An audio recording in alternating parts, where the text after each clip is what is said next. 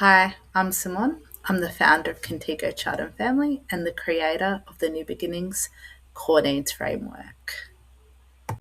To best understand this video, watch the Cups of Wellbeing and the introduction to the Core Needs Framework first. So the Map of Wellbeing is one of the two core visuals used throughout the New Beginnings visual core needs approach. And while the cups look at each need individually and how they impact wellbeing, the Map of Wellbeing provides a visual for the rhythm of secure relationships, and it highlights that with secure relationships, our needs are met. So for parents, they're supported to understand what rhythms and what children need and what we all need throughout life to have this security in relationships. There is a need for safety and stability, to be loved unconditionally, all parts of ourselves. We need to be able to trust as children that there is someone to provide wise, kind, fair guidance. We need to have a caregiver that can help us explore our world, and someone to support us to build confidence, autonomy, a sense of identity, and to know that they're there when we need them. So know that we can return to them for emotional support, for connection, know that they're in tune with our needs and that they're available. And with this rhythm of being able to go out and explore and come into relationship, security is formed in those early relationships. And with this security, a growing self emerges. So the growing self is that balance of being able to rely on oneself and also knowing that you can turn to and depend on important relationships when you need to. The New Beginnings resource also highlights and gives visuals for what parents need.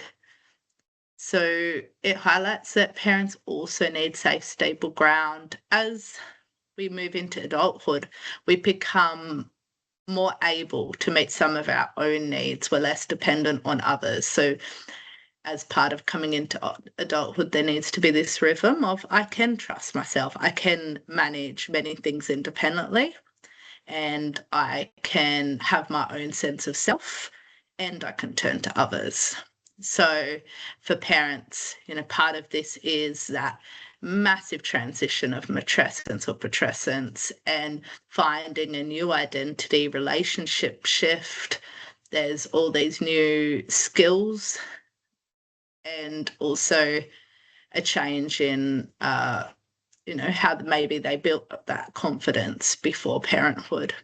They need to know that there's important people available when they need them. They need to know that it's okay to reach out for support and to be able to maintain connection even as relationships change.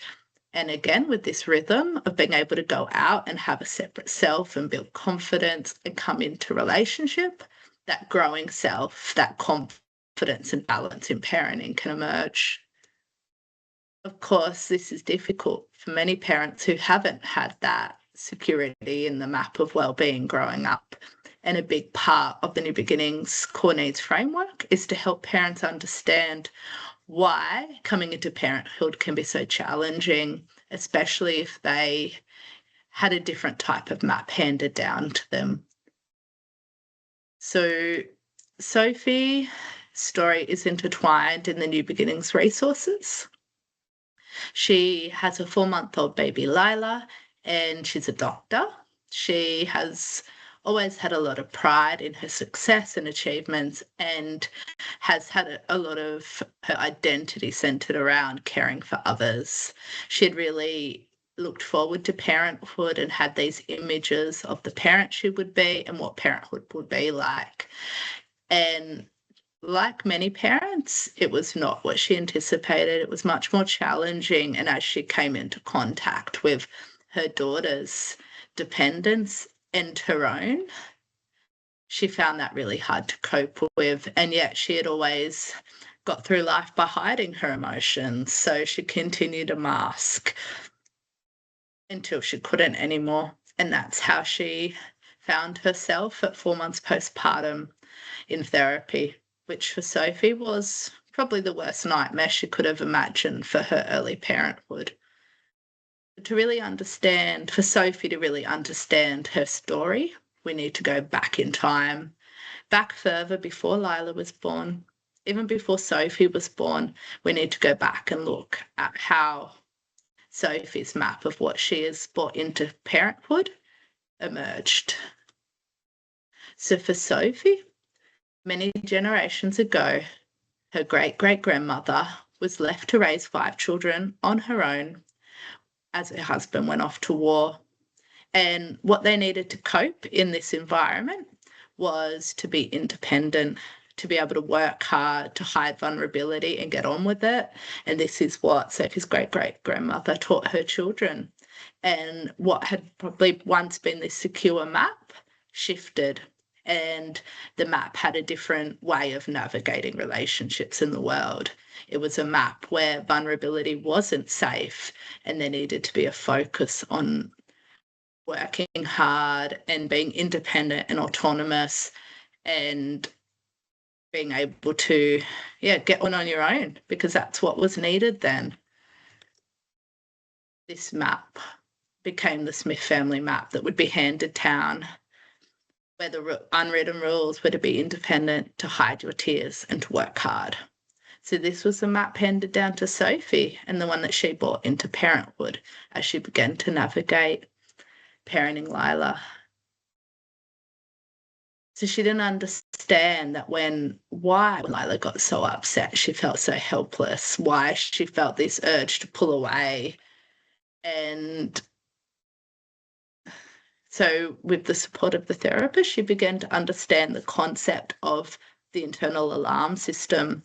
So this builds on the concept of shark music and circle of security, in the sense that it goes deeper in terms of the relational patterns and state of mind of the parent and what's happening for them in the perinatal period. So for Sophie, there was these memories that she wasn't yet aware of her own needs being dismissed, shut down, this sense that when she had these needs for emotional connection, it was met with disconnection. And for a child, that disconnection is a threat to safety. So because Sophie's mother had this internal alarm around vulnerability, Sophie learned that too. And without the right support, she would hand that down to Lila. And so the Map of Wellbeing really provides both parents and clinicians a framework to be able to begin to notice the patterns that's showing up and what is getting in the way of their needs being met. And it highlights that with a growing self, this sense of I can rely on myself and depend on others, you can take that into other relationships and into the world. And that sets the foundations for well-being in the perinatal period. And what can we do when maybe that's not been the case? And so this map also has a way of being able to interconnect schemas with attachment and with intergenerational trauma. So that's really what I wanted to do when I created these maps, is to be able to have a visual framework to support parents to really start to notice and have compassion for the most difficult experiences and why this parenting journey can be so hard, and also why there's hope. So once they have an understanding of the map that they were handed down and how this is showing up, how it might impact on them meeting their own needs, they are more able to have a way forward.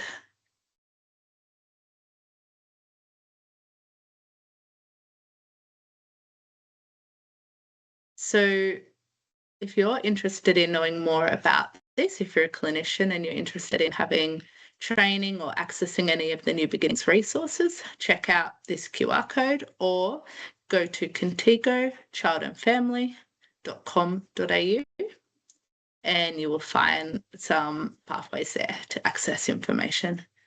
Thank you for listening, and I hope to see you at a training soon.